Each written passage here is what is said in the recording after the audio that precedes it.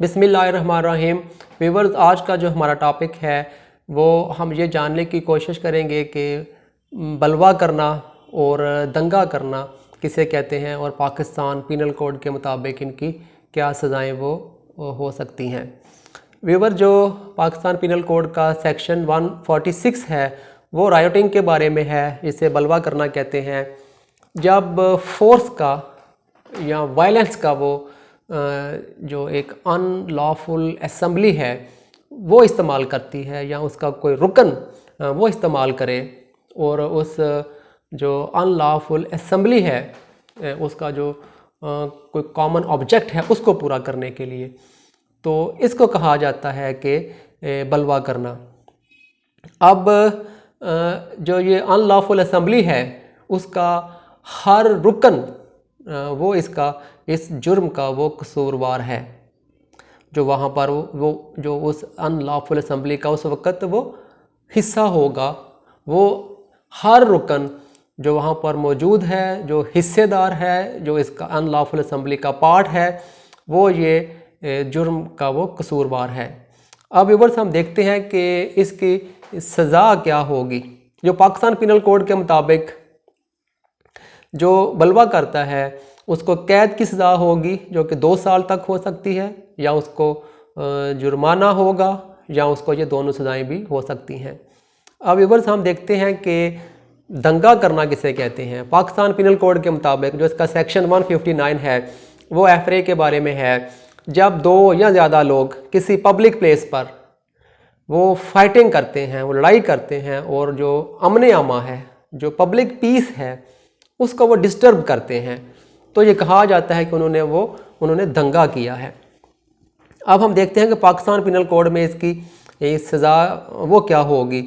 तो व्यूअर्स, इसकी कैद की सज़ा होगी। जो दंगा करता है वो कैद की सज़ा होगी जो कि 1 माह तक हो सकती है, या इन्हें जुर्माना होगा जो कि 300 रुपये तक हो सकता है, या फिर ये दोनों सज़ाएँ भी वो हो सकती हैं।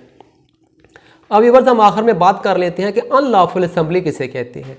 जो गैर कानूनी इज्तिमा है पाकिस्तान पीनल कोड के मुताबिक उसकी डेफिनेशन क्या है।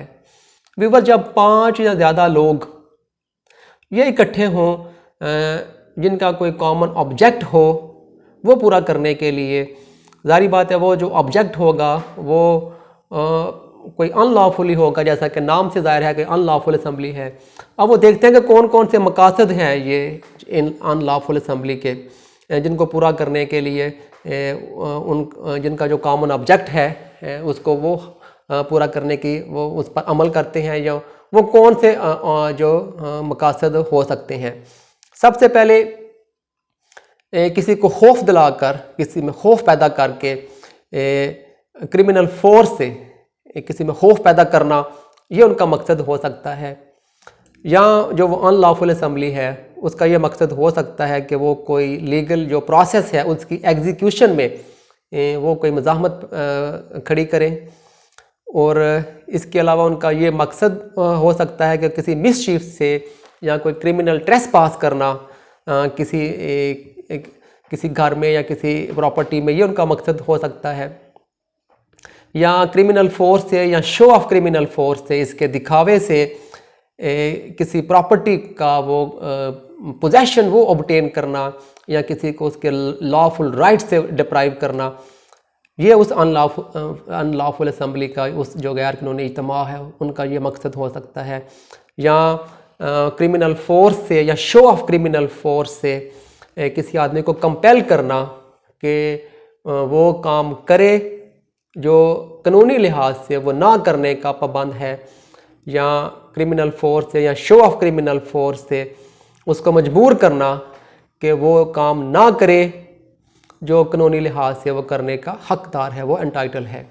अब व्यूवर, जब 5 या ज़्यादा लोग इकट्ठे हों तो लाजमी नहीं कि उसी वक्त ये अनलॉफुल असम्बली हो, ये बाद में भी अनलॉफुल असम्बली में तब्दील हो सकती है, या उनका ये जो कॉमन ऑब्जेक्ट है ये बाद में भी डेवलप हो सकता है।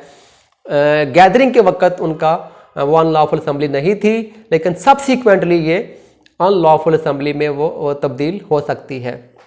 तो व्यूवर, ये हमारी आज का जो हमारा टॉपिक था वो बलवा और दंगा के बारे में था। उम्मीद है आपको वीडियो पसंद आएगी। वीडियो को लाइक और शेयर कर दें, चैनल को सब्सक्राइब कर लें। टेक केयर, अल्लाह हाफिज़।